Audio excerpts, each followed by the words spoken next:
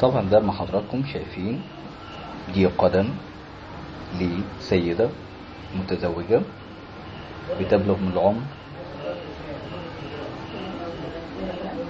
35 سنة. في عندي هنا مشكلة طبعا زي ما احنا شايفين، هو عسر هضم في الأمعاء. هنا مكان الرئتين تحس ان اللون غامق شوية، بيميل للون الأصفر شوية، وده قد يكون نتيجة حساسية موجودة على الرئتين. وهنا اهو في الكعب زي ما حضراتكم شايفين هتلاحظوا انه في املاح في البول والام في العمود الفقري.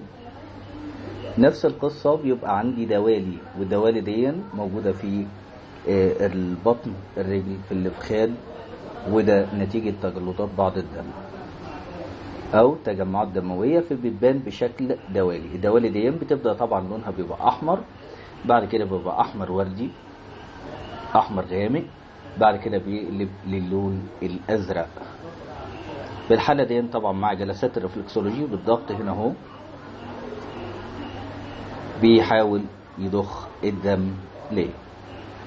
هنا منطقة الراس،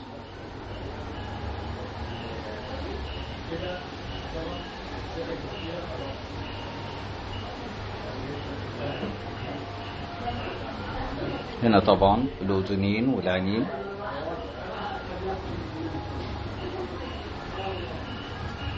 هنا بنضخ على الأوتار اللي بتوصل إلى الرئتين.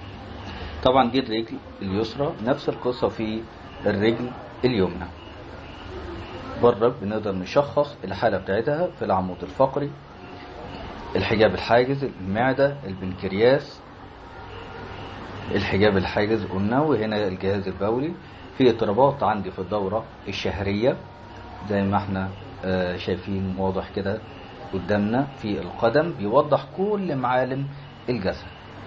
هنا اهو بيبين لي اذا كان في مشاكل في الفك والاسنان ولا لا. في طبعا عامله حشو او خلع ضروس، مظبوط تمام.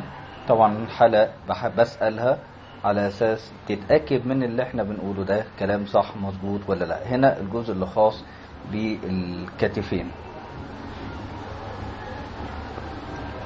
طبعا احنا نشكرها جدا جدا يعني انها سمحت ان تتصور معانا. نشكر حضرتك جدا يعني،